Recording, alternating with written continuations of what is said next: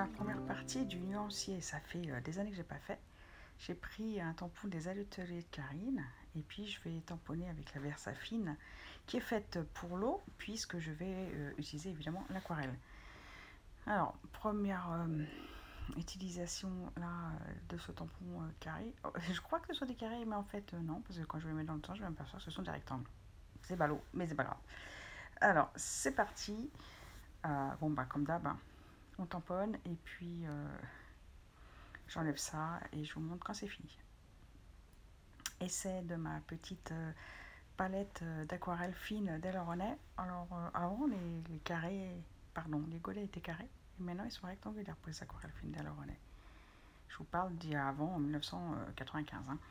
Donc là, on est en 2023. Je viens d'acheter cette palette et je suis en train de mettre là, en haut, parce qu'il me manque une ligne de carré, et à gauche, mes deux lignes de couleurs directement sorties du godet. Je vais faire ça. Première impression, elles sont extra, mais vraiment. Ça fait pas chrouch quand on met le pinceau dedans. C'est onctueux, très agréable à étaler. J'utilise un papier aquarelle Monali. C'est Cultura qui fait ça. C'est la dernière feuille. Bon, bah, pour faire un nuancier, ça va bien, mais je ne travaillerai pas dessus. C'est pas un papier aquarelle que j'aime beaucoup. Revenons à nos couleurs. Alors, les 4 premières, pas de problème. L'ocre jaune, pareil, onctueux. Et puis là, je vais être assez étonnée avec le terre de sienne qui est juste à côté. Il va s'avérer assez sec et assez transparent. Oh, oh bizarre. Bon, j'en remets. Ah oui, il est comme ça. Bon, bah d'accord. Il faut charger pour l'utiliser. Donc, il est très transparent et beaucoup moins onctueux que les autres. Alors, je mets la même chose à gauche. Et après, je vous montrerai comment on fait les mélanges. Alors, pour l'instant, il n'y a pas grand-chose d'autre à dire. Le terre de sienne brûlé, bah, il est bien. Le turquoise, alors, le bleu turquoise, là je le mets, je fais, je suis un peu déçue parce qu'en fait il est très bleu. Donc, pour l'utiliser en turquoise, il va falloir rajouter du jaune. Le bleu de céruléum, eh bien c'est le BB15, hein, c'est la couleur primaire chez un peu tout le monde.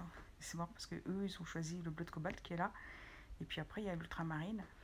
Et en fait, ce sont des bleus assez froids qui se ressemblent en fait assez là. Et je me dis, ouais, c'est bizarre d'avoir choisi le bleu de cobalt. Ils auraient dû mettre directement dans cette palette le bleu de céruléum. Je trouve ça plus intéressant. Et puis il manque une case pour le vert. La feuille était pas assez grande, donc je mets le vert là. Donc c'est ni un vert de vessie, ni un vert émeraude, comme la palette antique de 95. C'est un vert au cœur. À voir. Moi je le connais pas du tout cette nuance de vert là.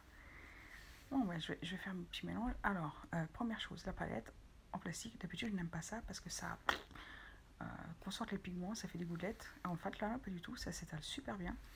Le pinceau dessus, c'est très très agréable. Alors là, bravo pour la qualité du plastique. Je n'aurais pas cru qu'un plastique ait été capable de me contenter. D'habitude, c'est Next, hein, les palettes en plastique. Hein. C'est comme les godets blancs, c'est Next. Je ne veux même pas en entendre parler. Et bah, il n'y a que les imbéciles qui ne changent pas d'avis.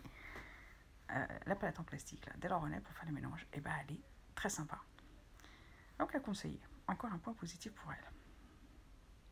Alors, bien évidemment, je fais mes mélanges et on est sur le jaune citron.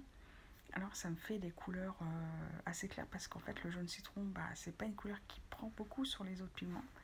Ce sont les autres pigments qui prennent dessus. Alors, je fais quelque chose assez dilué, sinon on verra rien du tout. Et ça me permet d'avoir toute une teinte de couleur pastel. Et je trouve ça plutôt joli. Alors, quel est l'intérêt d'avoir deux jaunes? Bah, le jaune, c'est l'autre, c'est un gomme buteur. Comme ça, là, on le met à côté du jaune citron. Quand il est pur, on dit oui, bon, il y a une nuance un petit peu plus rouge. Et vous avez vu, magique. On peut enlever la palette avec les godets. Et puis, en fait, ça nous fait une double palette en dessous. En tirant sur les encoches, voilà. Alors là, bravo. Deuxième point positif, on a une extra grande palette, en fait. C'est cool pour faire le mélange. Aparté entre nous. Et ben le gomme gut, il est hyper sympa parce qu'en fait il va être un peu plus rouge. C'est drôle parce que quand vous le voyez dans le godet pur, entre celui-là et le gros jaune, vous dites c'est de marron. En fait, non, pas du tout. Donc, ne vous fiez pas, de manière générale, à la couleur des godets, ça ne ressemble pas à ce qui sort du pinceau. Hein. N'oubliez pas. Alors, je dis ça pour les débutants. Alors, voilà, ces jolies couleurs pastel que j'aime beaucoup. Et puis, je vais regarder en fait la différence avec le gomme-goutte. Je n'ai pas mis la caméra en haut, donc c'est pas grave, vous voyez le résultat. C'est beaucoup plus prononcé avec le gomme-goutte. Alors, il est beaucoup plus intense, et puis beaucoup plus rouge, et puis il emporte plus parce qu'il est plus pigmenté sur les autres couleurs. Donc on a toute une série très intéressante avec le gomme-goutte qui paraît ocre dans le godet, mais en fait il est bien jaune. C'est juste pour vous montrer que cette palette elle est vraiment géniale parce qu'on peut enlever les godets d'un côté et utiliser une double palette en plastique. Ah, je trouve ça vraiment ingénieux. Alors, pareil, tac, avec le rouge orangé, j'ai fait la ligne. On obtient des très jolis orangés. Vraiment un régal. Mélangé avec la lizarine, on a un rose là que j'ai mis tout à fait au bout pour que je m'en souvienne pour faire des fleurs. Top. En dilution, il fait des roses pâles extraordinaires. Cette palette pour l'instant, mais m'enchante. N'oubliez pas, une palette avec 2 godets supplémentaires à 10,20 €, un truc comme ça, mais courez à les acheter parce que comme ça va être la rentrée des beaux-arts, c'est pas cher.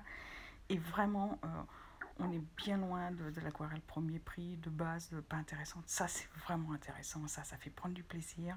Ça, c'est merveilleux à étaler. C'est merveilleux à prendre dans le godet. C'est merveilleux de faire les mélanges.